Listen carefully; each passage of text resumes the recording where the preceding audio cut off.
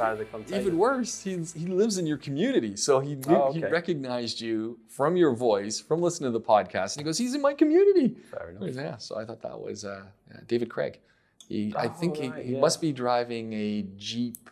No, it's not a Jeep. It's a Dodge Nitro. Yeah, which he told me was really not in good shape, but it's not that bad really. Yeah.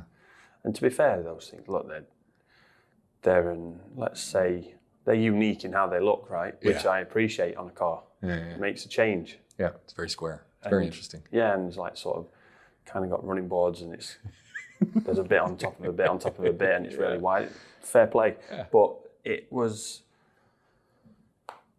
not that bad. Okay. He told me he never looked after it, and we gave him a list of stuff, but he's got his eyes set on a new car, which we've been to have a look at. So nice. Yeah, and I didn't realise it was him. Ah, okay. I think the first time I'd heard David Craig was, did you do the men's challenge? Men's health challenge, didn't you? Yeah, men's health fitness. That was the first time I'd heard of him. Obviously, I followed that.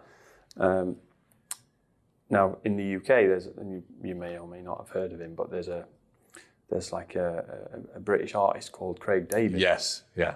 And I'm sure he gets confused all the time. I'm sure, and he also works in music, right? He's yeah, exactly. So that's what I mean. I'm sure he gets confused all the time. But hey, I didn't realise David. I knew his name was David. That's all I knew. Okay.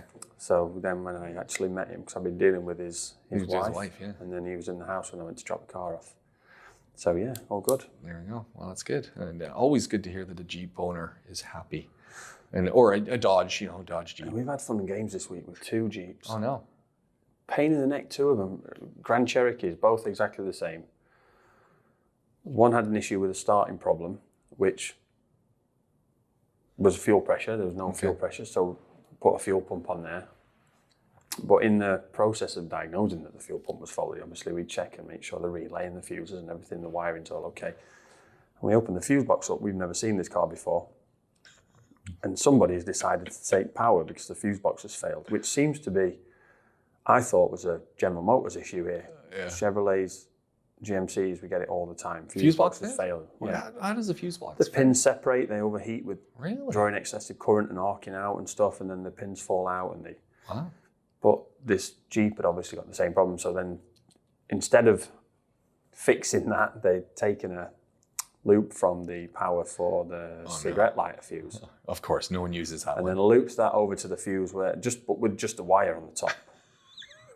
No. Yeah. How does that pass? To the fuel pump. Where did they get this thing fixed? At the side of the road? I'm not sure. I mean, it worked to a point, but obviously... Sounds like an emergency fix to me. So then we get that rectified.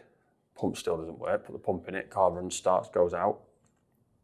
Next day, battery's died. No. Okay, maybe it's just gotten tired over all the amount of cranking it's had. And then obviously when you put a new fuel pump in, the lines are empty, it needs bleeding, so you're cranking the engine quite a long time to get that bled out. Put a battery on it, battery goes on, immobiliser. Just won't have it. Just kicks us out. There's no way to start the car, it won't read any key. Contact the customer, have you got a second key? Yeah, we have, but it stopped working. I can give it to you, but I know it doesn't work.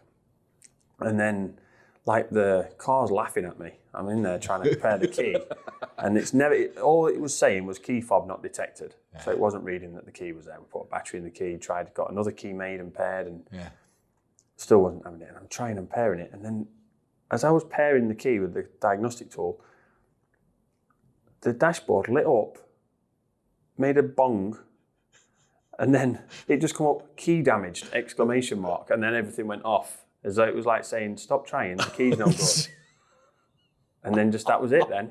So this is what someone's got a sense of humor with these things. Yeah, definitely. I mean, I'm laughing, but that just sounds like it's enough to make you just angry. Yeah, and well, we got sorted in the end.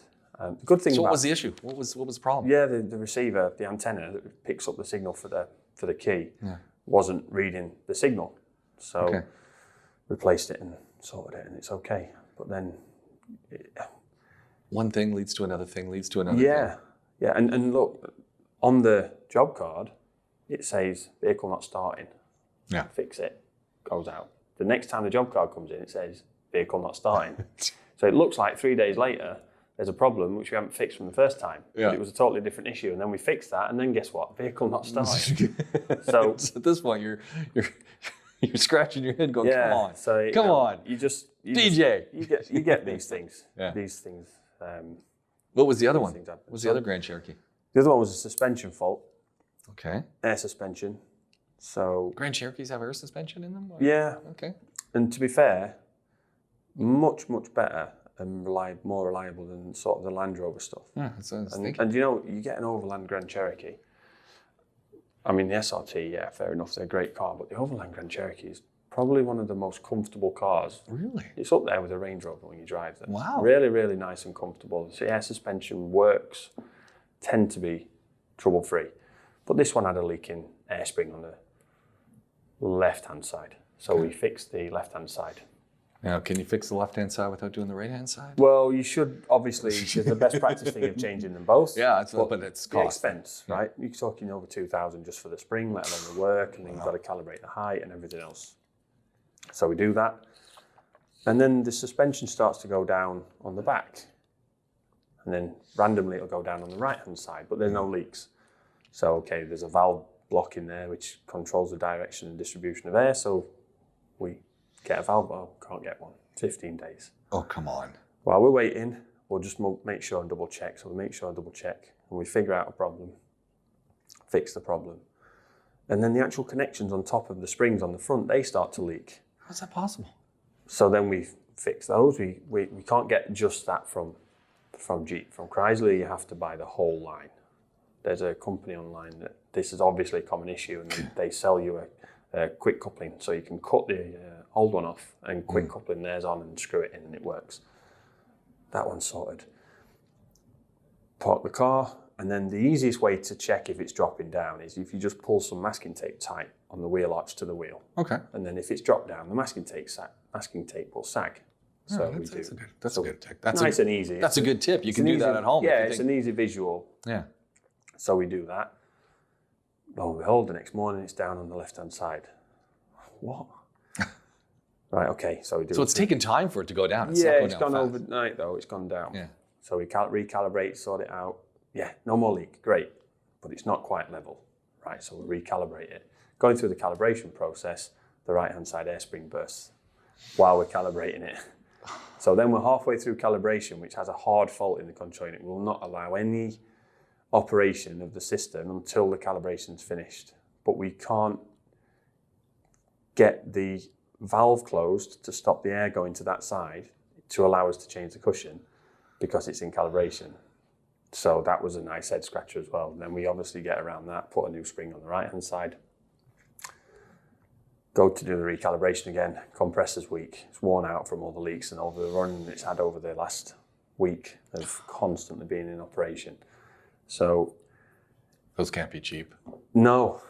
And then, can you rebuild it? Yeah, but we can rebuild it, but we'd have to buy the parts from an outsourced company and ship them. You're probably talking 15 days and a couple of days to do the work. And we have the 15-day issue. Yeah.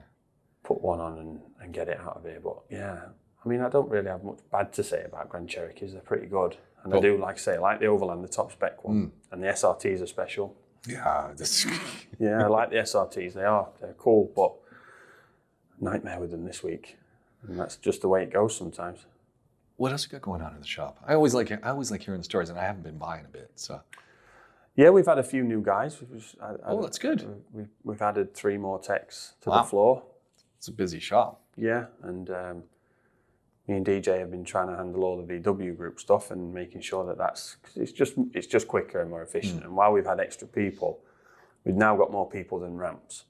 So we've had a situation where, if I'm doing something on an Audi or a VW or something, I can get one of the guys that's maybe not got a ramp and just say, right, shadow me. This is how we do it. Because there's more than one way to skin a cat, right? Yeah. And this happens with mechanics, and it probably happens in all trades. It's probably the same if you're a barber or if you're a teacher. You have a way of doing it, and then you'll have a colleague there saying, oh, but what about doing this? And it just annoys you. Well, it does me. So it's like, go, leave me alone. This is how I'm doing it. But, we've had a run of 2-litre turbocharged engines at the VW group with compressors seizing up. Oh, come on. And we had that many that I decided we'd take it apart. So me and DJ stripped it, stripped one of them, try and figure out, and just the bearings are falling out of them and getting seized, and it's just the heat aren't servicing them. Okay.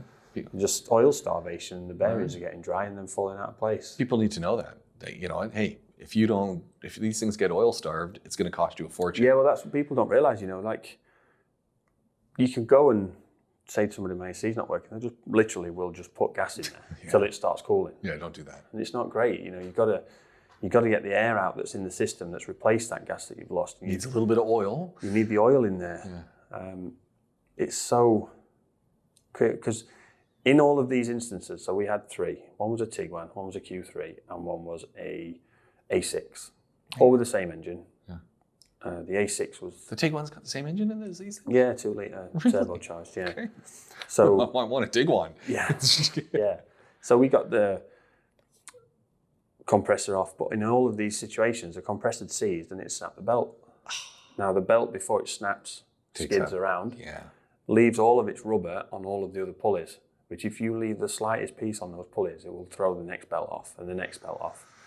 So we had to clean all the pulleys. The heat can sometimes, it didn't in any of these, but we've had it in the past where the heat will damage the main crank pulley, which drives all the belt circuit, because there's a rubber damper inside of that and it will melt it. Which is the lesson here, and I'm going to let you finish, but I want to interrupt, is that if a belt breaks, something seizes, it stops. Stop your vehicle right away, get over it. Yeah, well, this is the problem, right? Just stop right away. This is the issue. So if you lose your belt on this particular configuration we're talking about, you lose alternator. You lose AC, obviously, with compressor seized. You probably felt that going to start with. Then you'll get a horrible noise, a horrible smell. You'll lose alternator, so you'll lose battery charging. Now, that's not good. No, that's not in any way, shape, or form. I mean, the A6, the customer has been a long time customer. He's a doctor and he works in Abu Dhabi. So he's commuting with that. But he lives this side in Dubai. Yeah. And he's doing a huge drive every day. And he's driving in. Like Jenna, he's got to go to work because he's a doctor and he's saving people's lives. He's not messing around like we are. He's actually doing something valuable. So like he's doing... Hey, these podcasts are valuable. Anyway, keep going. But he's doing something important. Yeah. And he's like, I need my car. Yeah. And then he rings me and says, there's a bit of a noise. My AC's gone off. Oh no. And now I've been driving for 5 minutes, but now my battery light's come on. Oh no. Yeah, your belt's broken, I would guess. Where are you? Oh, well, I'm like 10 minutes from home. I was like, just stop and send me a location. I'll send a truck. Are you over the border? Yeah. Okay, I'll send a truck from Dubai to pick you up. Yeah. No location. Obviously, I'm busy doing other stuff. It wasn't like I was on tenterhooks waiting. Yeah. And then sort of 20 minutes, 25 minutes later, I've not forgotten about it, but it's the back of my mind. Oh, yeah, Glenn, I made it home. Oh, no. Well, I made it home, but now the battery's toast. More than the battery's toast. The whole car's got a problem now. So, like, it was what it was, and we did it. But, yeah, we stripped the compressor down to figure out why we were getting so many. And it's a 100, and this is why we talked about making videos for the reception and sort of kind of tongue-in-cheek so people would pay attention to them. Yeah. A bit of British toilet humour thrown in there, if you like. But people need to understand what an AC service is. It's not just it's not just an upsell. It's not just a matter of putting gas in there to make the AC cool. That is the last thing you need to do. Yeah. And you don't actually know what's going in. We get situations in the UK where people put propane and butane in their AC system because it works really well. The AC works really well. Work well. But it's kind of dangerous. Flammable, and you've got a big thing on the front of your car called a condenser, which if you hit somebody, is going to leak all that flammable gas out instantly. Yeah. So, these things happen all over the world, everywhere. Nowhere's different. And, to understand the benefit of a 200 dirham AC service once a year, for me, it's a no-brainer, and it's easy. But it sounds easy to say. It sounds like I'm just trying to line my pockets. Yeah. So, it's that time of year. My AC works beautifully in my vehicle. I mean, I got to say, where it works beautifully. But it's the time of year where when the temperature hits 50, and you could be somewhere where it's sandy, whatever, it hits 50. My AC still works, but it doesn't work like it does when it's 40. Yeah. And I instantly noticed when you were talking about temperatures rising, I can attest that it's been pretty darn warm because my AC works beautifully. But there's a certain temperature where there's a threshold where it just can't do much. It's, you know, it's cooling, but it's not cooling like it does when it's 10 degrees cooler. Yeah. So it's, you know, and that's when I'm driving. And as soon as I hit that threshold, I'm looking and going, is my temperature of my car rising? Is everything working okay? Am I hearing any funny noises? Because I'm paranoid, right? Yeah.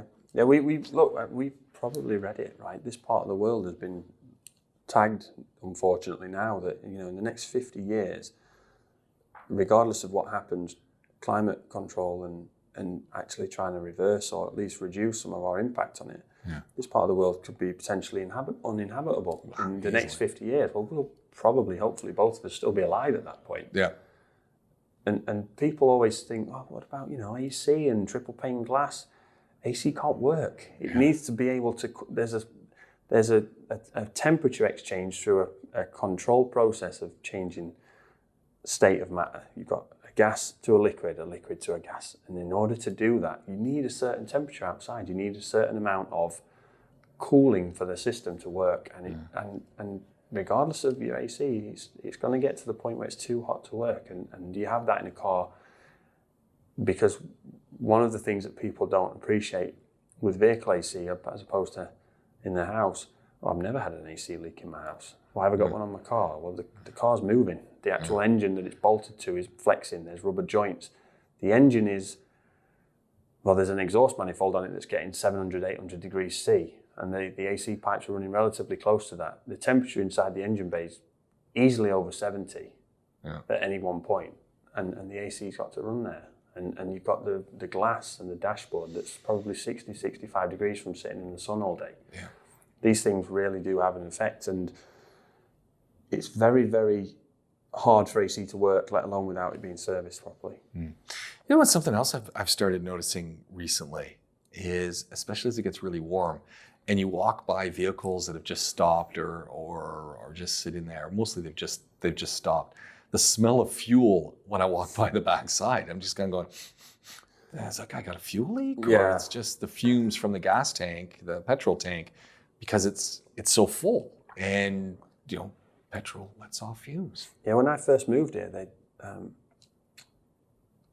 I was always told, whenever I went to the petrol station by the guy that ran the company I worked for, don't fill the tank to full. Never let them fill it to full on any of our vehicles. Now, a lot of our vehicles are quite old. Yeah. But, you know, modern fuel systems have vapor recovery. When you're fueling, they have, in theory, sealed fuel systems, but they do fail safe to the point where if the pressure gets so high, they will vent.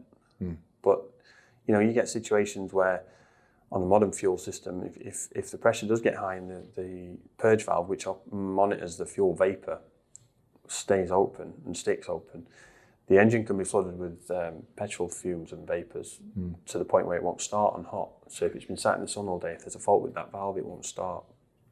And we do get that quite a lot.